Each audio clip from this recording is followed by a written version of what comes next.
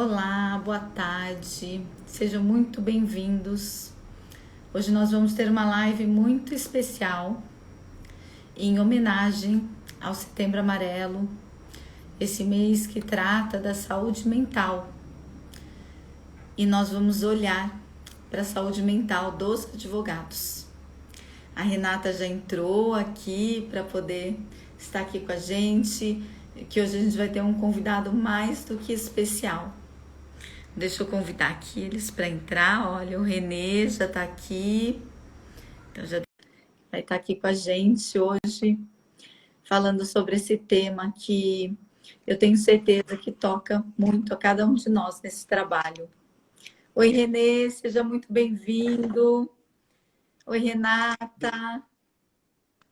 Oi, Meire. Doutora Oi, Rosemary, Renê. Boa doutora tarde. Renata, boa tarde.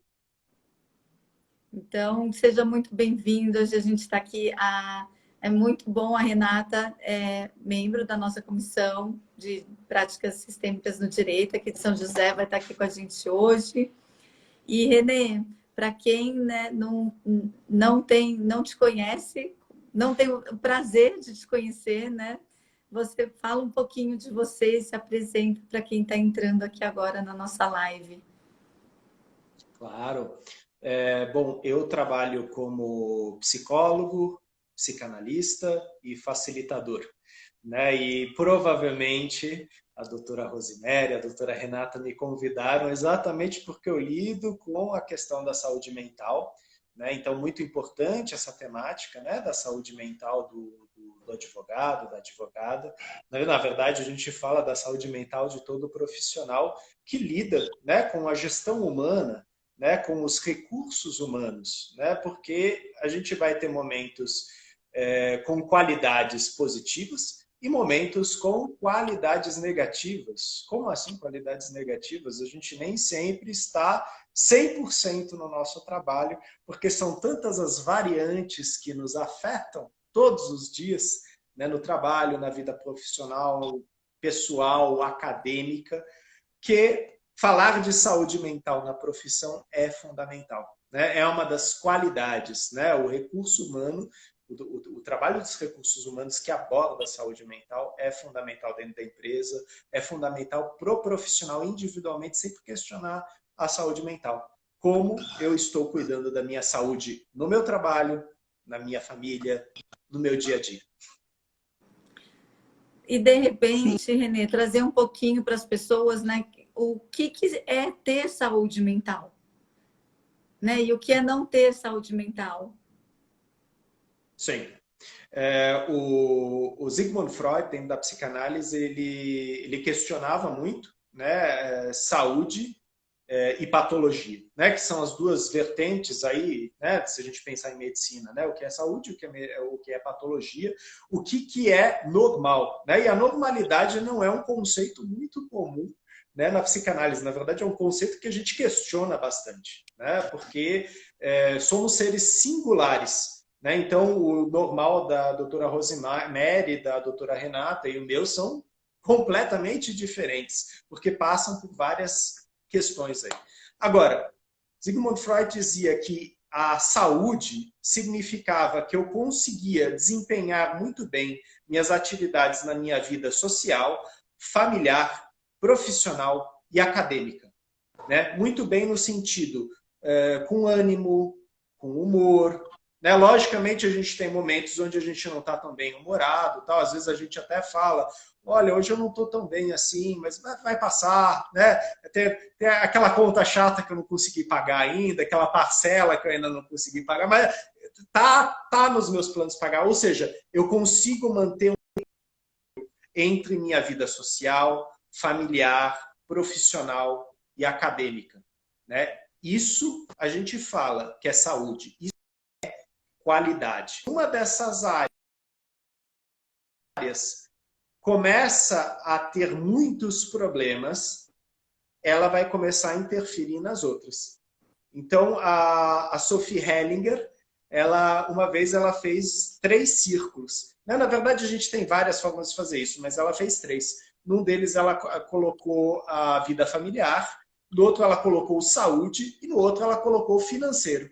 né? Como as áreas que nos afetam todos os dias, né? Quer dizer, como está a nossa família, como está a nossa saúde relacional, pessoal, biológica, física, como está o nosso financeiro, né? Porque todos nós somos seres que precisam pagar suas contas, têm, como se diz, obrigações, né? E às vezes a minha saúde financeira estando debilitada, ela vai afetar todas as outras saúdes, né? Então, por isso que nós olhamos para o ser humano como um ser holístico, ou, se preferirem, um ser sistêmico, né? Ele está interagindo com vários sistemas, né? Como, por exemplo, hoje aqui estamos num sistema digital, colegas do direito, conversando com um colega da psicologia. Então, os dois sistemas conversando aí, né? O direito e a psicologia.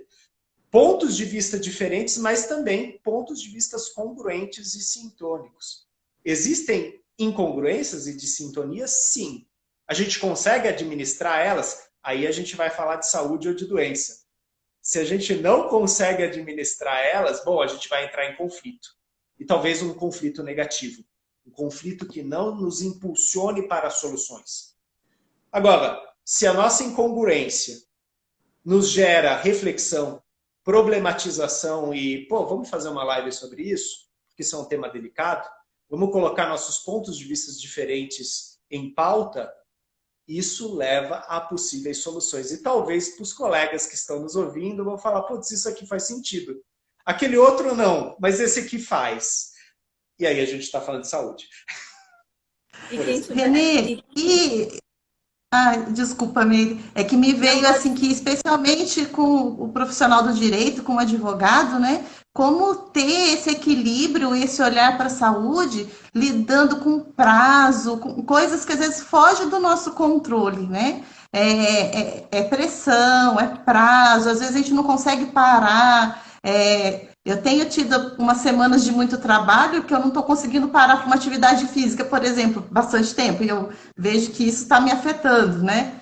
Como que a gente consegue esse equilíbrio, especialmente assim nessa área nossa do direito?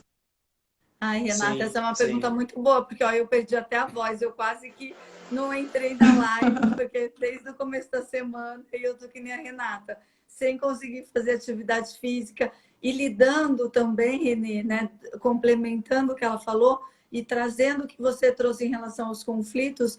Nós, advogados, lidamos diretamente o tempo todo, nós estamos, de alguma forma, nos sistemas de conflitos e transitando nesses conflitos, né? Então, como também equilibrar isso com essa nossa atividade que trabalha diretamente com o conflito dos outros, né? E para que isso também não se torne esse nosso conflito interno, prejudicando a nossa saúde. E só falar, gente, quem está aqui com a gente, manda pergunta, vai comentando, a gente vai trazendo, o Renê vai clareando para a gente, trazendo consciência e esse novo olhar para a nossa saúde. Perfeito. Eu vou tentar responder de uma forma pontual, apesar dessa ser uma pergunta que realmente ela abre bastante. Mas talvez uma das primeiras coisas que eu falaria é: saibam colocar prioridades. Isso não é fácil. Isso não é nem um pouco fácil. Tanto que Bert Hellinger coloca como a segunda ordem do amor hierarquia e precedência. Como que eu consigo, no meu dia a dia, estabelecer as hierarquias, as precedências, as prioridades na minha vida? Então, a doutora Renata falou da atividade física. Se eu não consigo encontrar isso, quem falava era Cooper, né? Se eu não tenho capacidade de encontrar meia hora na minha semana para fazer uma atividade física, vai encontrando tempo para ficar doente. Porque o nosso corpo, como um todo, ele precisa da atividade física, ele precisa da alimentação adequada, ele precisa do sono, ele precisa de espaços de expressão, né? E aí cada um vai ter o seu espaço, às vezes vai ser a terapia, às vezes vai ser a pintura, às vezes vai ser o teatro, às vezes vai ser passear no shopping, né? Aqui eu não vou entrar em certo e errado, porque cada um tem a sua fórmula e a sua prioridade. O que acontece, na maioria das vezes, é conforme os papéis vão entrando, né, na nossa mesa, vão se acumulando na nossa mesa, e os prazos vão se aproximando, a gente vai ficando com falta de ar e fica aquela sensação, eu não dou conta. E ao invés de eu estabelecer limites, isso aqui sim, isso aqui não, tal, eu vou pegando mais e eu vou ficando cada vez mais sobrecarregado. Então, a sobrecarga, ela muitas vezes tem a ver com uma má administração do tempo. E eu não estou falando isso para vocês, tá? Eu acho que isso é um fator humano, né? Porque é aquela coisa, de repente minha semana está indo bem, está tudo indo lindo, família está bem, contas estão pagas. Gente, isso daí é raro, tá? Sempre tem alguma coisinha aqui ou ali que está em desalinho. De repente uma conta lá que eu paguei, mas não foi registrado. Né? E aí eu preciso entrar em contato com um órgão público, eu tenho que passar por várias etapas, né? Às vezes mandar vários e-mails. Quer dizer, a gente sabe que isso demanda tempo. Isso vai fazer com que, de repente, eu chegue para a Rosemary e fale, escuta, a gente tem uma reunião, mas surgiu uma urgência aqui. Né? Às vezes isso é possível, outras vezes não. Mas quando a gente fala, por exemplo, da prática meditativa, a prática da meditação ela é muito importante nesse sentido. No começo do dia, principalmente, quando eu medito, quais são as minhas prioridades naquele dia? Né? Como vai ser meu dia? Tem um filme, eu acho que, se eu não me engano, é aquele filme 7 anos no Tibete, que mostra exatamente o Dalai Lama, toda vez que ele vai fazer uma viagem, ele fecha os olhos e ele visualiza a viagem. Ele visualiza a estrada, ele visualiza os passos. Isso é um tipo de prática meditativa. E muitas vezes, quando a gente vai fazer isso no nosso dia a dia, a gente percebe, putz, hoje tem um almoço em família. Hoje tem o jantar com a minha esposa e amigos, tal. E aí eu vou precisar, de repente, avisar meus colegas que eu tenho que sair mais cedo. Né? Quer dizer, eu já vou priorizando as coisas. A grande questão e aí, doutora Renata, a tua pergunta é fantástica até para a pandemia. O que aconteceu com a pandemia? A minha agenda virou uma zona. Né? A minha agenda de 2020 eu troquei 3 vezes, de tanto rabisco que tinha. Né? Mudou, curso que até não teve mais, tal, riscou. E o que aconteceu? A gente precisou ser altamente flexível com esta pandemia. E a gente se flexibilizou tanto que a gente não percebeu que a gente perdeu o tempo de vida que a gente tinha. A gente tinha tempos de qualidade de vida, como, por exemplo, atividade física, tempo para passear no shopping e tal, que a gente não tem mais. Porque já que está no online, a gente às vezes está disponível mais do que antes. Eu não percebi isso, vocês não perceberam isso, e agora a gente está colhendo esses frutos. E a gente vai precisar rever, sim, algumas dessas métricas. Né? Quer dizer, qual o horário que eu começo realmente com isso? Qual que é o horário que eu paro? E se eu paro, eu largo o meu celular? Ou eu continuo vendo, respondendo? E as pessoas vendo que eu estou respondendo vão continuar demandando. A questão aqui é prioridade, administração do tempo e limites. Né? Tudo coisas que Zygmunt Bauman nos ensina naquele livro Modernidade Líquida, onde ele fala, gente, é isso mesmo. Né? Tá ribanceira abaixo. Quer dizer, onde estão os limites? Onde estão os limites nos relacionamentos? Onde estão os limites nos horários, nos valores? Isso é uma coisa que sempre precisa ser revista. Né? Eu vou entrar um pouco numa coisa que tem a ver com a minha área, né? Mas que atinge a área de vocês também. Quantas vezes casais não me falam, né? Eu falo, tá, como que está o contrato de vocês? Né? Então, separação de bens, união total de bens, relacionamento aberto, relacionamento fechado. E muitas vezes um casal, depois de 10 anos, 12 anos, vira e fala para mim, não, no começo do relacionamento a gente falou disso. Tá. E hoje, como que tá isso? Ah, não sei. esse contrato ele tem que ser refeito constantemente. A famosa DR, né? Vamos debater a relação. Como que está isso hoje? Né? Como que está isso hoje, onde, de repente, eu começo a ganhar mais do que meu parceiro, minha parceira? Como que isso fica? Como ficam as contas em casa? A gente falou disso?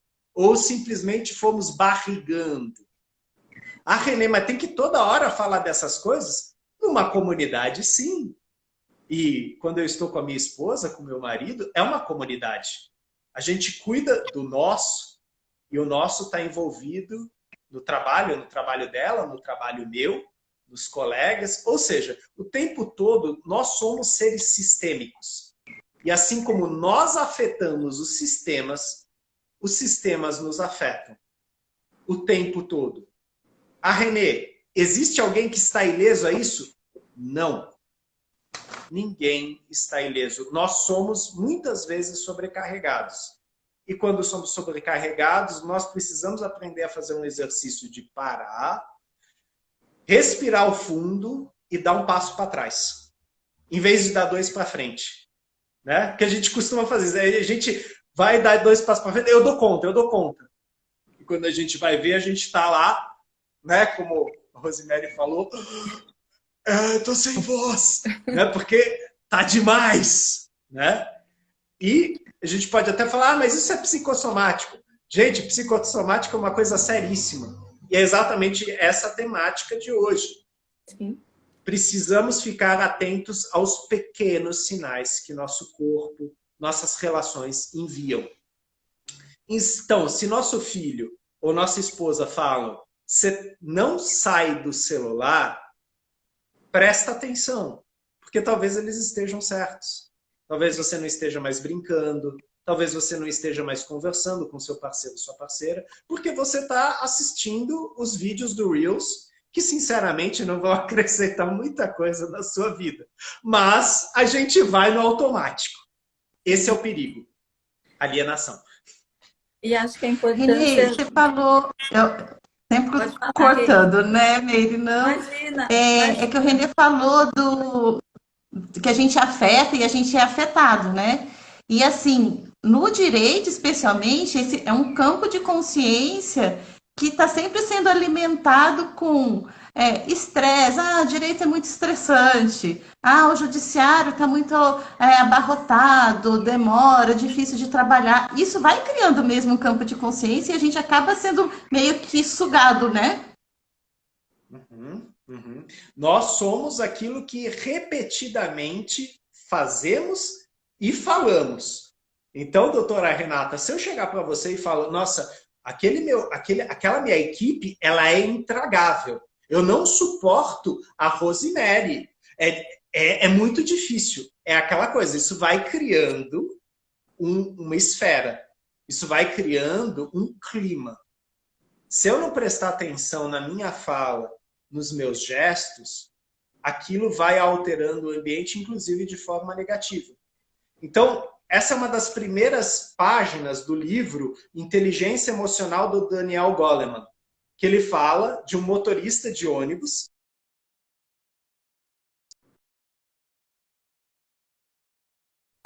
como está sendo o seu dia? E ele fala que esse motorista de ônibus, na verdade, era uma pessoa que estava lidando com sua saúde emocional e dando saúde emocional para as pessoas. Que as pessoas entravam no ônibus, primeiro viam aquele sorriso, e depois falavam, tá tudo bem. Muitos chamavam ele pelo primeiro nome. Daniel, tá tudo bem, estamos indo para lá, tal, a vida vai seguindo, tal.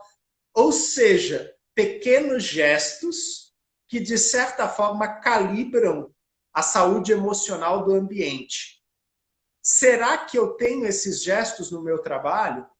É aquela coisa, quando eu chego numa reunião, eu dou bom dia para todo mundo ou eu simplesmente me sento e espero que me deem a palavra? Eu chego no trabalho, eu cumprimento as pessoas, independente de sua hierarquia, ou eu me reporto apenas àqueles que são da minha equipe? Renê, você está falando que a pessoa tem educação? Não tem. Não. Eu estou falando de pequenos gestos que fazem a diferença no ambiente como um todo. Né? eu entro no elevador, eu percebo que tem outras pessoas dentro comigo no elevador? Ou eu sou daquela pessoa que olha para o teto, para o espelho ou para o sapato? Né? Eu estou falando isso porque eu faço a mesma coisa. Né? Entra no elevador, fica aquela cara de elevador, né? E muitas vezes a pessoa ao lado até está sorrindo, ela até está receptiva. E, bom, você vai ficar dentro daquele elevador 40 segundos, né? De repente, um bom dia, uma boa tarde, né? Vai criar um ambiente, uma qualidade. Né?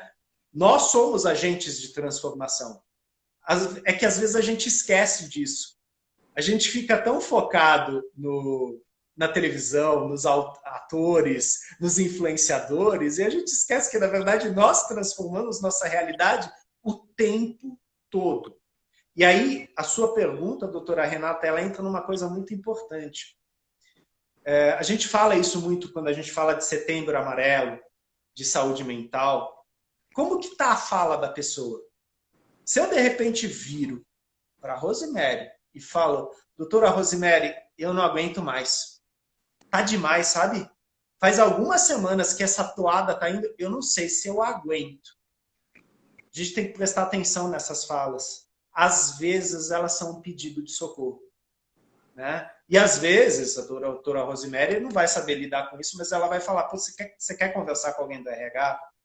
Você quer conversar com um coach? Você quer conversar com um terapeuta? Ou você quer conversar comigo? Vamos separar um horário para você me conversar? Porque muitas vezes essa pessoa está tão sobrecarregada que ela está dando sinais de que ela não aguenta mais. E muitas vezes são essas pessoas que mais precisam que a gente abra um espaço na agenda. Ou que a gente ofereça para elas recursos. Né? E aqui eu vou falar de um recurso muito comum na saúde mental. Né? Então, independente do meu nível socioeconômico, a gente tem o CVV, o Centro de Valorização à Vida, né? Que funciona 24 horas por dia sob o número 188. Então, se você está tendo pensamentos difíceis, não está sabendo lidar com uma determinada situação, e os pensamentos difíceis estão ficando tétricos, pesados, perigosos, liga. Né? Vão ter profissionais lá disponíveis, treinados para atender você. Logicamente, se você é uma pessoa que tem a possibilidade de ter um psicoterapeuta, de fazer um acompanhamento psicoterapêutico, tem um amigo, uma amiga com quem possa conversar, busque isso. O grande problema que acontece é aquilo. Eu estou com um problemão, eu não quero que a doutora Renata, a doutora Rosemary pensem mal de mim, então eu fico quieto. E aquilo vai acumulando, vai acumulando, vai acumulando, e muitas vezes eu me reporto à doutora Renata, à doutora Rosemary, mas eu não consigo falar com elas. E aí eu vou começar a atuar. Tudo aquilo que a gente não expressa, a gente atua. Então eu vou começar a ficar doente, eu vou começar a dar respostas grosseiras, eu vou ficar com uma cara de maus amigos o dia inteiro. Né? E isso vai aumentando cada vez mais. Né? Muitas vezes eu estou dando a clara mensagem para vocês, eu não sei lidar com isso. E às vezes eu preciso que alguém vire para mim e fale de verdade, tá tudo bem? Porque no brasileiro a gente tem isso, né? No português a gente tem isso. A gente pergunta, tá tudo bem, mas a gente não está esperando a resposta. É uma figura de expressão. Oi, tá tudo bem? E já segue falando. E se alguém fala que não tá bem, a gente nem sabe o que responde, né? Porque não tá esperando. Isso, doutora Renata, é uma piada no consultório, porque eu começo a sessão, eu olho para o meu cliente, para a minha cliente, eu pergunto, como você está? E às vezes ficam me olhando, eu falo, não, aqui você pode responder. Você pode falar, tá tudo bem, não tá? Não, não tá tudo bem, vamos lá. O que está acontecendo? Onde não está tudo bem? Né? Porque exatamente o espaço terapêutico, ele é para a gente lidar com o que é difícil, com o que é doloroso, com o que é insatisfatório, indigesto. E acreditem, isso acontece na vida de todo mundo. né? Então, eu não estou aqui como psicólogo dizendo que nós, psicólogos, ensinamos isso porque isso não acontece com a gente. Isso acontece com a gente, isso acontece com todo mundo. Todas as pessoas têm bons dias e maus dias, né? Tem uma frase que eu agora não vou saber de quem que é essa frase. O problema não é tropeçar na pedra. O problema é apegar-se à pedra. E a Virginia Satir também tem a frase: a vida é cheia de problemas. O problema não é o problema, mas sim como eu lido com ele, né? Então, nesse sentido, eu, você, todos nós temos problemas, temos dificuldades. E, às vezes, alguns eu não sei como resolver. E eu vou precisar de um especialista para isso, né? Então, eu vou precisar, de repente, de uma orientação no direito. Eu procuro a doutora Rosemary. Eu preciso de uma orientação em saúde mental, eu procuro um terapeuta. Eu preciso de uma orientação profissional, eu procuro um consultor, um coach. Então, saibam usar os espaços, né, de ajuda, e talvez esse seja o mais difícil de todos, saibam pedir ajuda, né? Porque todos nós, em algum momento na vida, às vezes vamos precisar de ajuda. Mas isso veio aqui, ó, em resposta, né? Tudo isso que você trouxe, a Ana Paula tinha colocado aqui, quando devemos procurar ajuda profissional e qual é o sinal de que o estresse ou o desânimo estão fora do controle. E aqui, ó, a Ana Paula colocou aqui, então, aquela frase: quem quer faz e não fala, não é verdade, né? Precisamos ouvir e levar a sério essas falas. Acontece com todo mundo. E o que você disse também, Renê, muito importante, que, né, voltando um pouquinho sobre os contratos, os acordos que a gente faz entre casal, que a gente faz com o outro, e a gente também rever os nossos acordos internos, né? A gente vive, né? Você trouxe até o livro, né? Dessa sociedade líquida hoje, desse mundo de aparências, das redes sociais, nas quais parece que todo mundo dá conta de tudo. Deixa eu só aceitar aqui a Renata para entrar aqui. Que todo mundo dá conta de tudo, que todo mundo faz, né? Tá bem o tempo todo, tem uma vida linda, maravilhosa, que não falta nada para ninguém. E eu acho que isso também é uma das coisas que com a pandemia também aumentou, porque as pessoas ficaram mais conectadas. Como você disse, ressoou muito em mim essa parte né, da gente rever a nossa agenda, rever, porque antes a gente tinha um atendimento físico, ele tinha um horário, e as pessoas sabiam que era mais ou menos das 8 às 6 da tarde. Com essa onda da pandemia, que virou tudo para online, as pessoas, às vezes, como estavam em home office, elas também não tinham disponibilidade de virar para o chefe e falar: olha, eu preciso do meu advogado agora no horário das 5 da tarde, porque eu posso entrar à noite. Então, começou a agenda a lotar todos os dias da semana à noite também. Só que a gente não desmarcou amanhã, porque começou a passar a atender à noite também. E aí entrou em final de semana. Não, posso fazer uma reunião no final de semana, dou aula, dou um curso, faço isso. E quando a gente vê, a gente está, né, com tudo isso no nosso entorno e com vários afazeres ao mesmo tempo, e a vida ao mesmo tempo não muda. Tem lá o filho, tem a escola, tem a casa para limpar, e acho que isso trouxe também essa questão de trazer muito esse estresse, né, para a gente nesse momento. E aí, como disse a Ana, né, como a gente olhar para tudo isso de uma forma mais leve. Sim. Sim. Aliás, obrigado, doutora Ana Paula, e obrigado por estar aqui conosco, né, participando. Mas eu vou falar agora uma coisa importante aí, né, em relação aos pequenos sinais, as pequenas marcas, né? Quando a gente fala, por exemplo, do tabagismo, quando a gente fala do alcoolismo, um hábito, um mau hábito, ele leva até 6 meses para se estabelecer. Então, se eu tomo uma latinha de cerveja todo dia, isso não é um problema. Mas se há 6 meses, todos os dias, eu tomo uma latinha de cerveja, ou eu fumo um cigarro a tal hora, o meu corpo ele vai criar um hábito em cima disso. E se eu não tomar cuidado, se eu não tiver consciência disso, mais difícil vai ser eu descolar deste hábito, até porque eu não tenho a crítica em cima disso, porque eu vejo isso como uma coisa normal, né? Então, quando eu comecei a carreira de psicólogo, chegou um momento onde eu estava atendendo o dia todo, né, como você falou, né, manhã, tarde e noite, e para dar conta, né, foi inclusive uma época que eu atendi bastante também convênio, né, e aí realmente vem uma demanda muito grande, para dar conta eu não almoçava. E aí a minha terapeuta virou para mim, ela falou, Renê, se você não tomar cuidado, você vai ficar doente, né? Logicamente, né? A gente é jovem, a gente fala, imagina, sério, vou tirar isso de letra. Não demorou 6 meses, eu acho que demorou 4 meses. Eu comecei a ter refluxo, né? Eu comecei a ter maus estares. Por quê?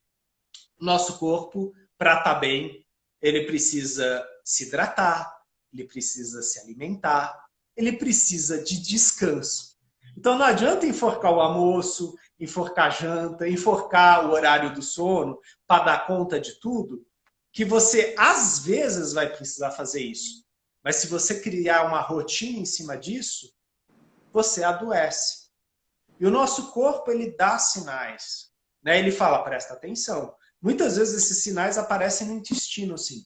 Então o refluxo geralmente é um dos sinais de ansiedade, né? De ter que dar conta.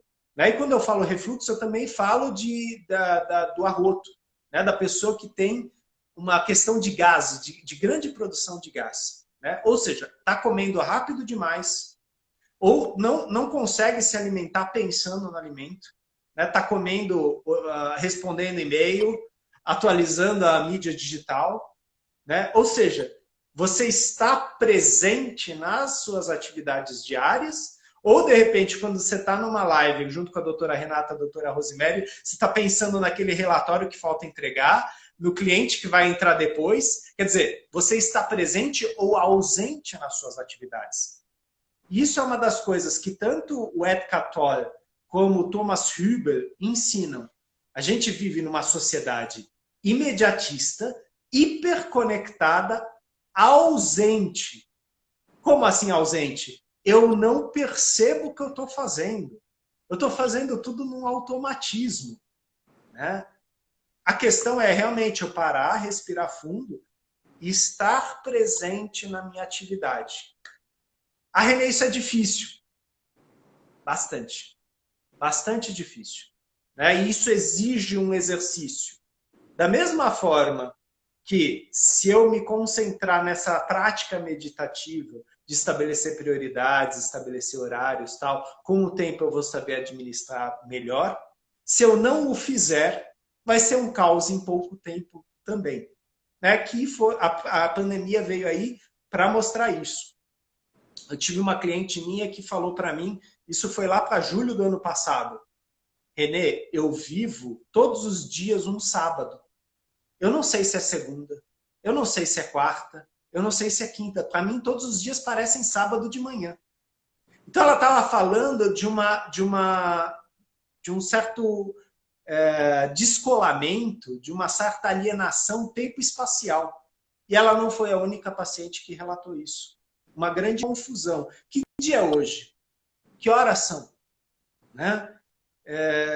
Por isso que é importante a prática da agenda. E agora eu vou ser chato com vocês, né?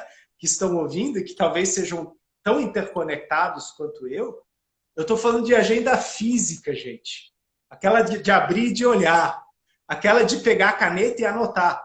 Por quê? Na agenda física, quando eu anoto com a caneta, eu estou estimulando neurobiologicamente meu corpo, neuromotoramente meu corpo. Aqui, no celular, vai cair no lugar comum. Eu estou atualizando minha agenda, eu estou entrando no LinkedIn, eu estou entrando no Instagram. O meu cérebro ele vai colocar tudo no mesmo pote, né? E é importante haverem processos específicos, haver uma mudança de cenário. Como tem aquele, eu não lembro agora o nome da autora, que escreveu aquele livro Mindset. É importante eu mudar os mindsets. porque senão eu vou ficar alienado em todos eles.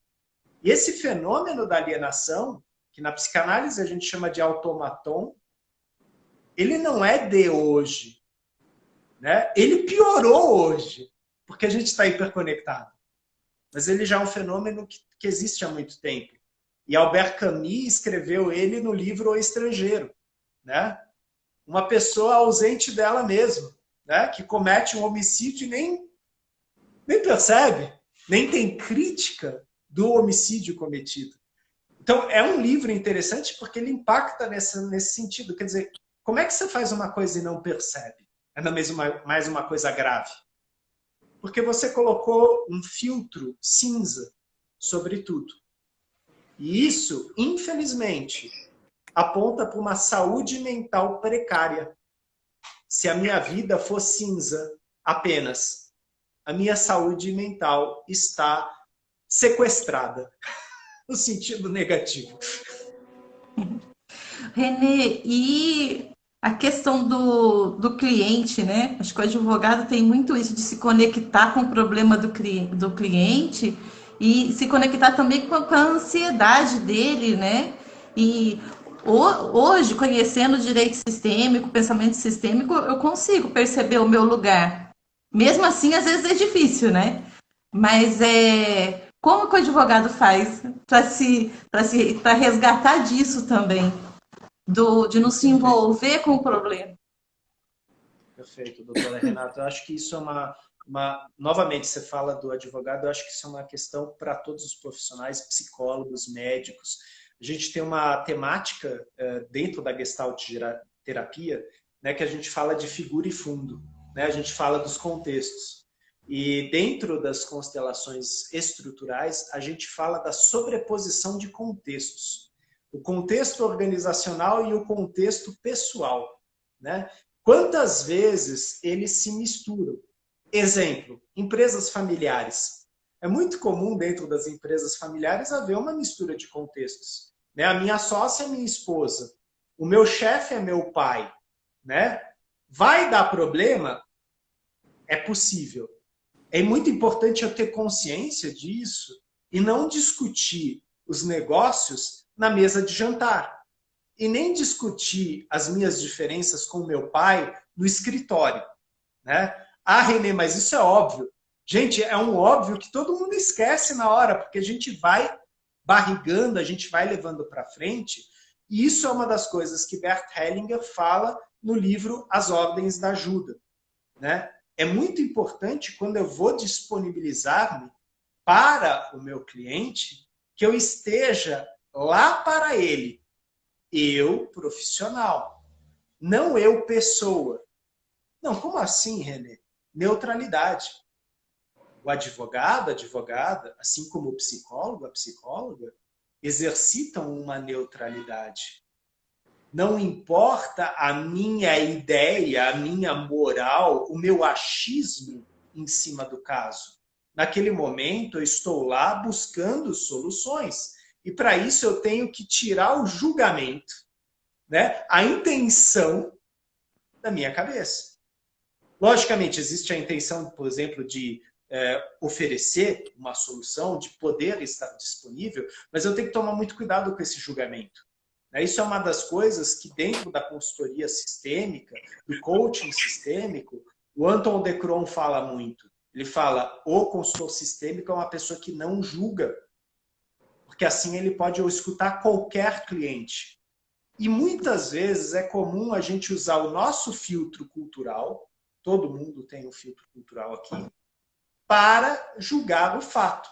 Então, de repente, recentemente eu estava conversando com uma colega de vocês sobre a questão da violência doméstica, né? De repente vocês têm à frente de vocês uma pessoa que é um agressor. E esse agressor procura uma defesa. Ele procura vocês para defender ele. É muito importante naquele momento vocês estarem 100% profissionais e não entrarem naquela coisa, se eu fosse esta mulher, se isso tivesse acontecido comigo, porque nesse momento vocês já não conseguem mais ajudar aquele cliente. O lugar do profissional é um lugar neutro. e a serviço daquele cliente. Então, é muito importante eu fazer um trabalho comigo, e esse é um trabalho que a gente faz constantemente, a gente nunca para, né? De supervisão, né? Um trabalho de orientação, né? Para verificar isso. Né? E o Dr. Sam Storch, muitas vezes nos seminários que ele faz de direito sistêmico, ele aponta isso. Como é fácil eu, de repente, me ver naquele caso. Eu me ver naquela causa, naquele conflito. Se isso acontece, respira, dá um passo para trás. Mantenha a consciência em cima disso. Não reaja a isso. Que essa é a questão, muitas vezes eu vou reagir em cima disso. Vou falar, nossa, esse aqui é meu caso. Vou matar 2 coelhos numa cajada só. Eu vou resolver o meu caso e o do cliente. Não funciona assim. Não é assim que funciona. Eu preciso me neutralizar e talvez a resposta que eu encontrar para aquele cliente possa servir para mim. Mas em primeiro lugar está o meu cliente. Qual que é a prioridade? Ele. E depois, bem depois, longe do cliente, venho eu. Na minha vida particular, sim, eu estou em primeiro lugar. Mas aí não tem cliente, aí não tem diretor, aí sou eu. Então, é um exercício de mindset, é um exercício de contextos. Quando eu estou de frente para o meu cliente, eu consigo estar 100% profissional? Se a resposta é não, o que falta? E às vezes é bom quando eu falo não, porque aí eu posso trabalhar exatamente as minhas fraquezas, fragilidades, dificuldades no ambiente profissional. E um bom profissional sabe onde dói, sabe onde há defeitos, né? E o defeito não é eu falar, eu sou uma pessoa perfeccionista. O defeito é eu sou uma pessoa controladora. E aí trabalhar em cima disso. E dependendo do caso também, né, Renê? Inclusive, passar para outro profissional quando vê que realmente não dá conta, né? Eu acho que olhar sempre para a gente primeiro, né?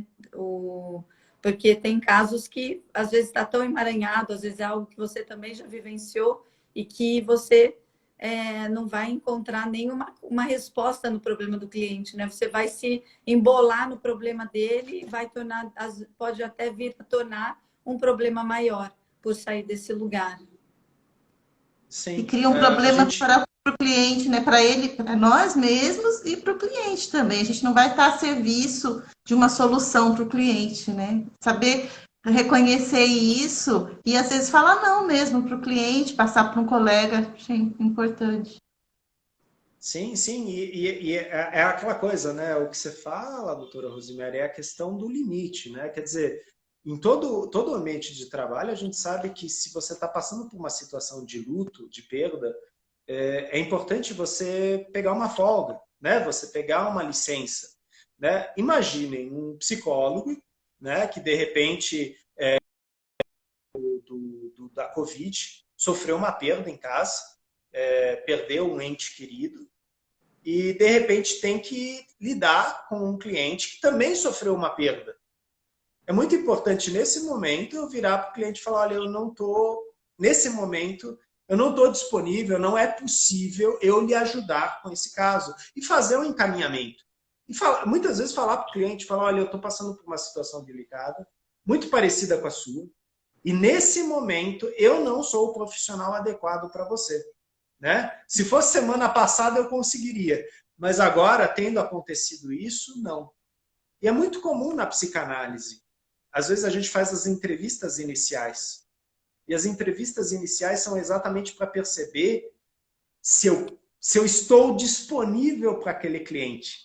Se eu estou capaz para seguir com aquela análise. E se de repente eu me defronto com uma questão pessoal minha, eu falo isso para o cliente.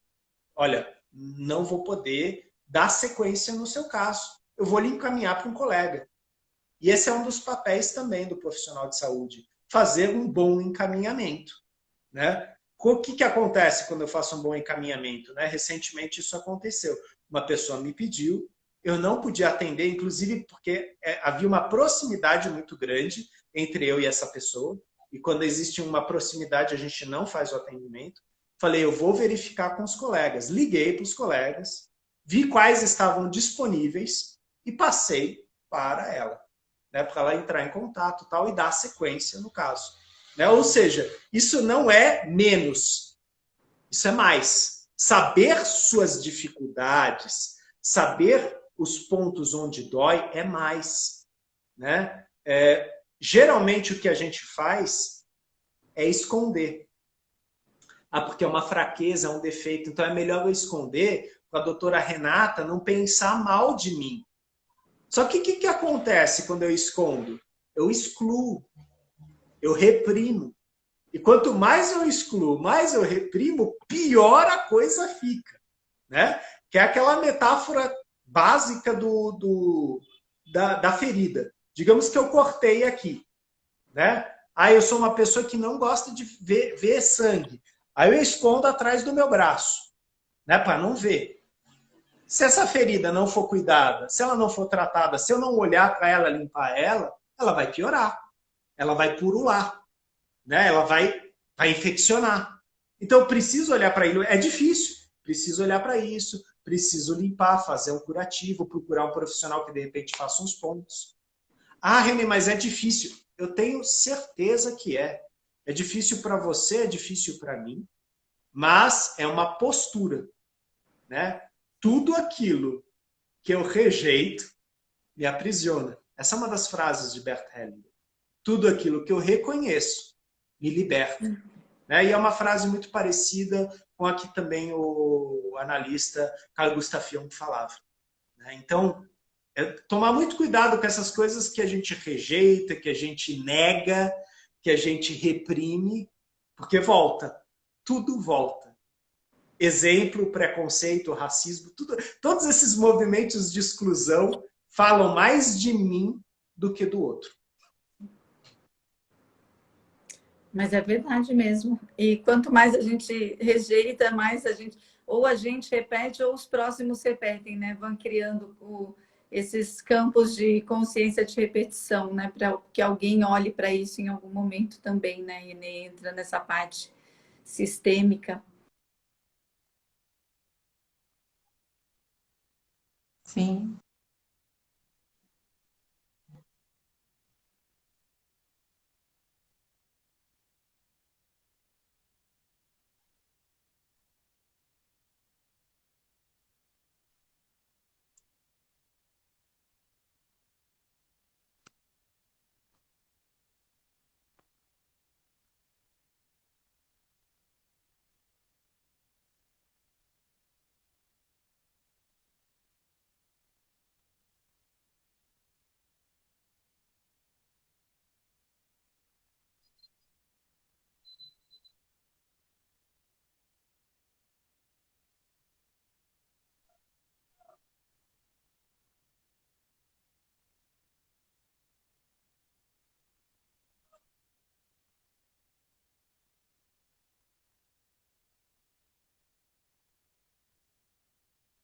Sim, sim.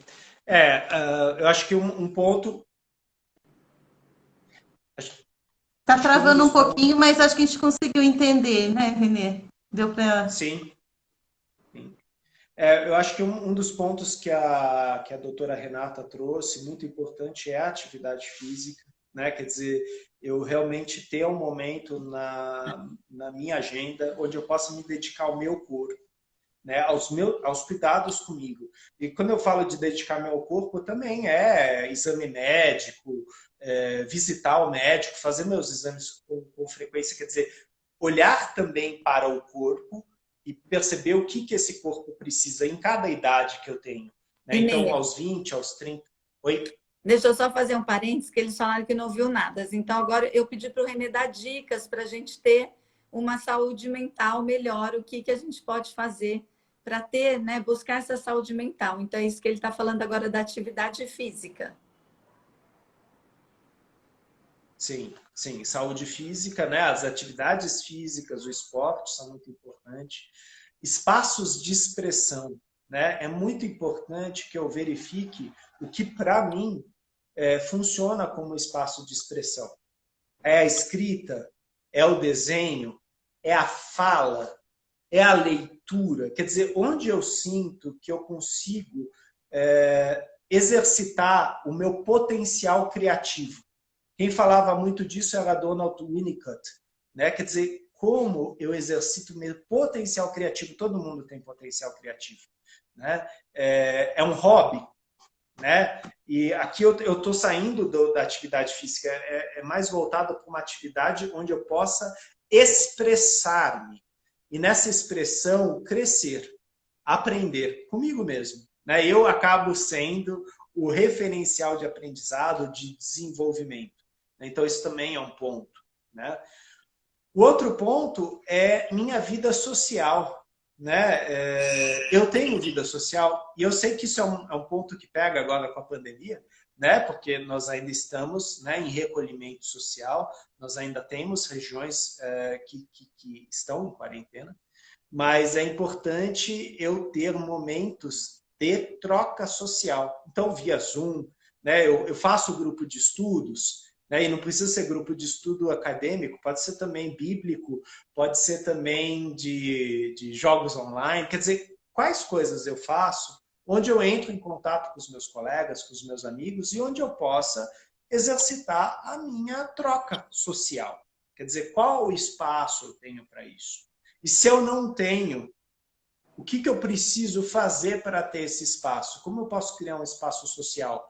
Por exemplo, procurando um curso, procurando uma especialização, uma formação, aprender coisas novas, né? Então, isso vale para todas as idades, né? A gente teve aí um exemplo que saiu na UOL de um senhor que, aos seus 86 anos, foi fazer uma faculdade, né? E se formou aí na faculdade de economia, né? Ou seja, mas o cara tem 86 anos, vai fazer faculdade de economia? Sim.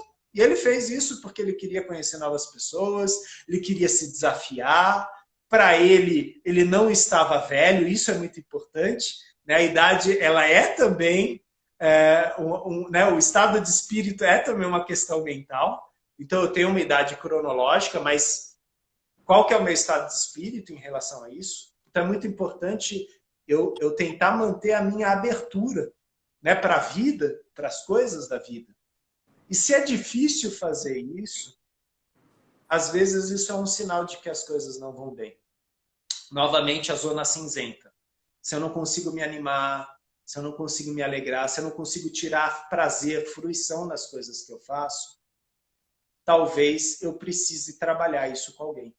Talvez eu esteja passando por um momento de tristeza, ou talvez eu esteja passando por um momento depressivo, melancólico.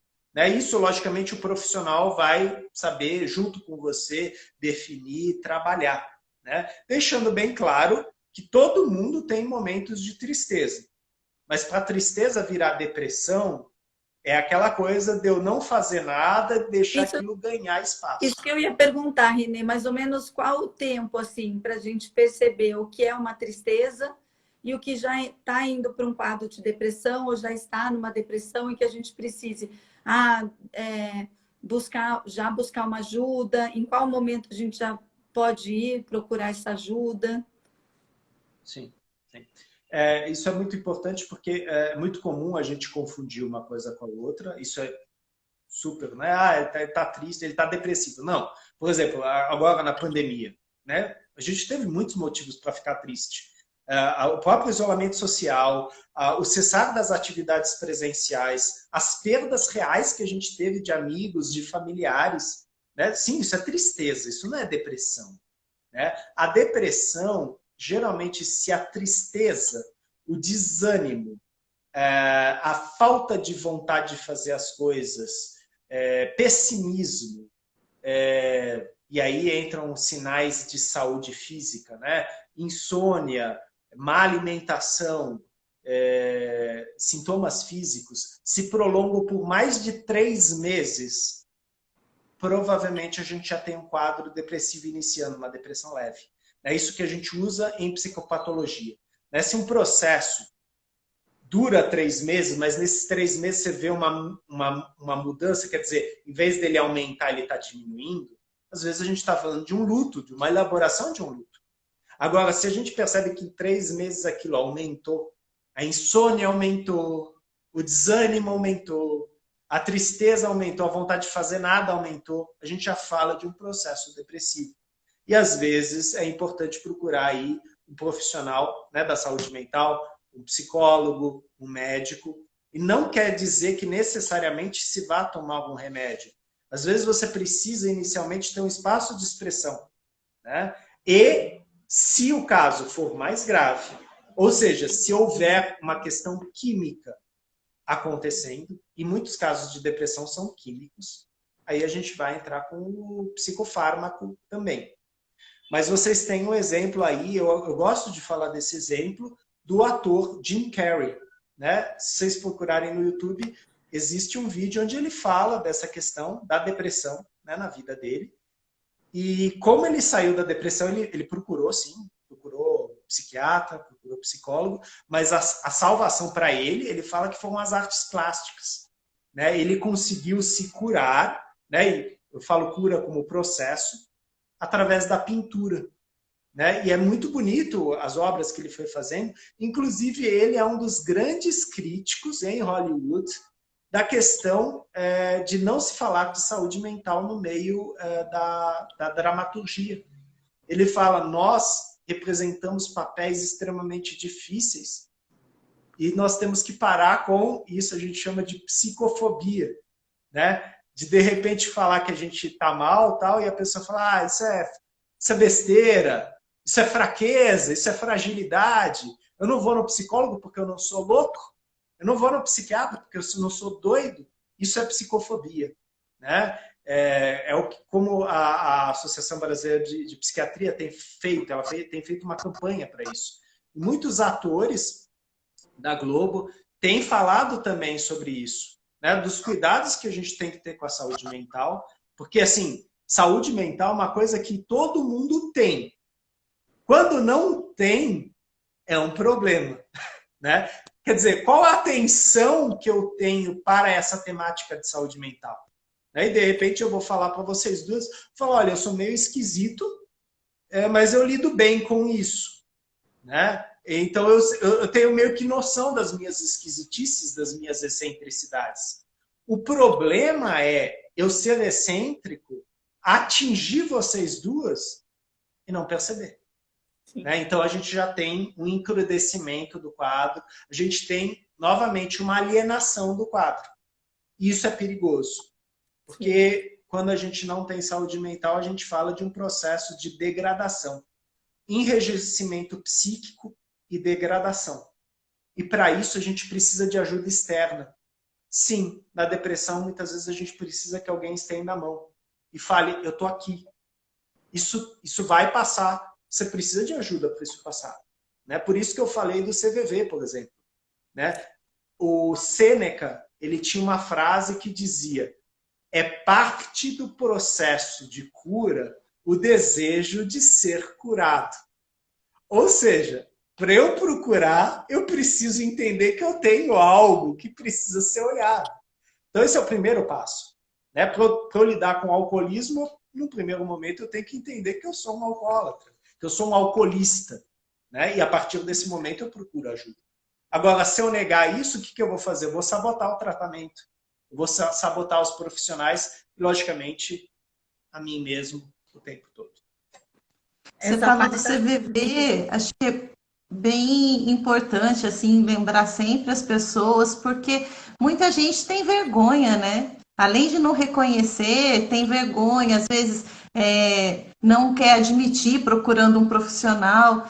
E aí, conversando com uma pessoa desconhecida, né, do outro lado da linha ali, mas ela que não sabe quem é, talvez ela se sinta mais leve para falar, para se abrir, e até chegar à conclusão de que não, eu preciso mesmo de ajuda, e aí procurar um profissional.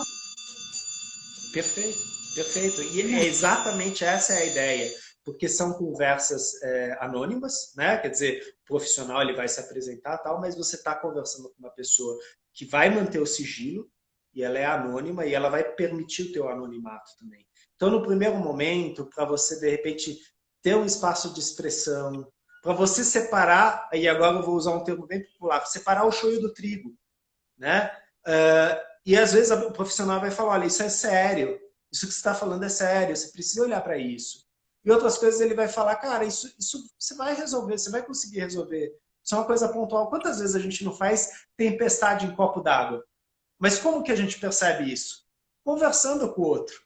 Né? Quando de repente a esposa olha para você e fala, olha, você está exagerando. E se eu consigo escutar ela, para e fala, é verdade, estou exagerando. Quer dizer, isso acontece com qualquer um de nós e muitas vezes o outro vai ser baliza. Ele vai dar um feedback. Vai falar, ó, menos, não precisa de tanto. E é importante eu ter esse feedback, é importante eu estar aberto para esse feedback. Porque muitas vezes esse feedback vai vir do meu superior, vai vir do meu chefe, do meu líder. Ele vai falar, olha, não é dessa forma que nós fazemos aqui.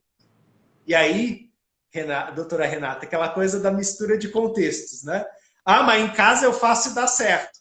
E aí meu chefe vai falar, então, mas aqui a gente não faz assim. Então, dá seu jeito aí, procura um coach, muda isso, porque se você continuar com isso aqui, você tá fora. Ai, meu Deus do céu, eu não fui respeitado em minha individualidade. Gente, existe o ambiente profissional e existe o ambiente pessoal. É importante a gente saber que existe uma cultura pessoal, existe uma cultura organizacional. E muitas vezes na cultura organizacional vão ter certos processos que precisam ser respeitados. Não adianta eu chegar e falar, não, agora vai ser assim porque eu aprendi assim. Né? Isso dói. Isso dói no meu narcisismo e isso implica em crescimento, em amadurecimento. Isso pode ser do jeito mais difícil, ou seja, eu resistindo, ou pode ser de um jeito mais tranquilo, eu aceitando. Eu aceitando a possibilidade de que eu preciso mudar e talvez eu vou precisar de ajuda. Eu vou precisar de um aconselhamento da doutora Renata, da doutora Rosemary, para conseguir me adequar, ajustar melhor ao ambiente profissional. Né? Por isso que eu procurei a orientação delas. Então, eu preciso estar aberto também para ouvir essa orientação, esse feedback. E por falar nisso, Renê, né, a gente sabe que você tem uma agenda que, né, um profissional super competente. Então, a gente está aqui já 18h04. Você passar seu contato também.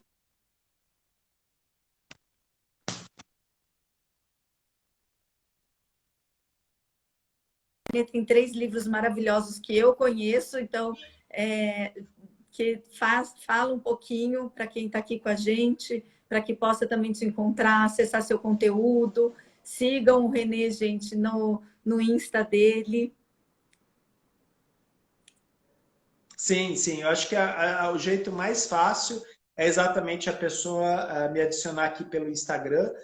No próprio Instagram tem aquele Linktree, né, que tem o blog, tem e-mail, né, e aí realmente as pessoas podem entrar em contato, né, nós somos pessoas que estamos sempre escrevendo, né, a gente tem livro publicado, a gente tem artigo publicado, então é uma forma da gente manter o nosso contato com o nosso público, né, e existe a possibilidade sim, né, de vocês entrarem em contato por e-mail, por celular, por WhatsApp, para a gente de repente trocar uma ideia.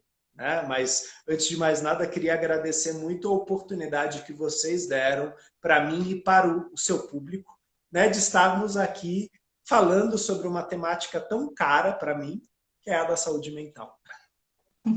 E a gente percebe que a conversa foi gostosa, né? Porque, ó, 18h04 eu nem percebi a hora passar. Muito bom, muito obrigada, Renê. Eu que agradeço vocês pelo convite e pela possibilidade de estar aqui junto com vocês. Acho que deu uma travadinha um pouco, né? Então, vamos despedir. A gente tem que assentir aqui a tecnologia também, né? Ajuda, sim, mas ele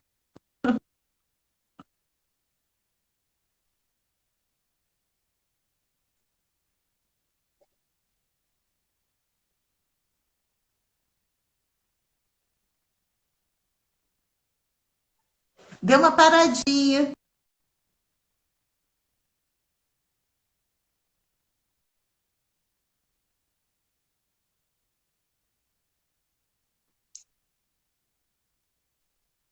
Voltou. Voltou.